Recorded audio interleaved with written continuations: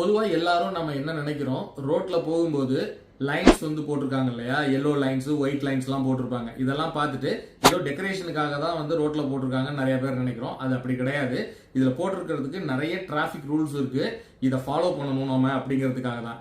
இதுல white line வந்து பாத்தீங்கன்னா சென்டர்ல சாலிட் ஒயிட் லைன் இருக்கும். அதாவது கண்டினியூஸா வந்து ஒரே லைனா இருக்கும். அப்படி லைன் இருக்கு அப்படின்னா நாம அந்த ரோட்ல அந்த நம்ம போகக்கூடிய அந்த பேசேஜை தவிர கிராஸ் பண்ணி வேற பேசேஜுக்கு போகக்கூடாது, அதாவது வேற லைனுக்கு போகக்கூடாது அப்படிங்கிறது தான் மீனிங். இதே வந்து புரோக்கன் ஒயிட் லைன் சொல்லுவாங்க. அதாவது டாட் டாட் டாட் டாட்டா இருக்கும் ஒயிட் லைன். அந்த மாதிரி இருக்கு அப்படின்னா நீங்க அந்த இடத்துல நீங்க லேன் வந்து கிராஸ் பண்ணலாம். அதுக்கு உங்களுக்கு பர்மிஷன் இருக்கு. வித் சேஃபோட நீங்க வந்து லைனை கிராஸ் பண்ணலாங்கிறது அதுக்கு மீனிங். அதே மாதிரி ஒயிட் லைன் இந்த மாதிரி எல்லோ லைன் பாத்தீங்கன்னா ஸ்ட்ரைட் லைன் இருக்கும். அதாவது சாலிட் எல்லோ லைன்.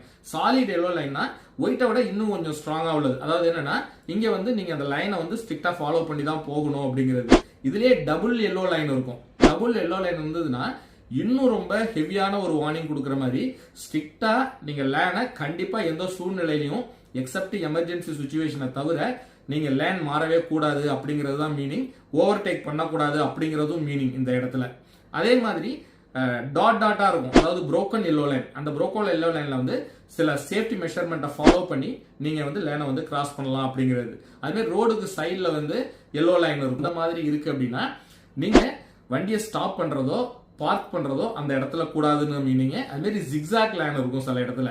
அந்த இடத்துல அதுக்கான மீனிங்கும் நீங்க வந்து ரோட்ல வந்து வண்டியை பார்க் பண்ண கூடாது அப்படிங்கிறது தான்.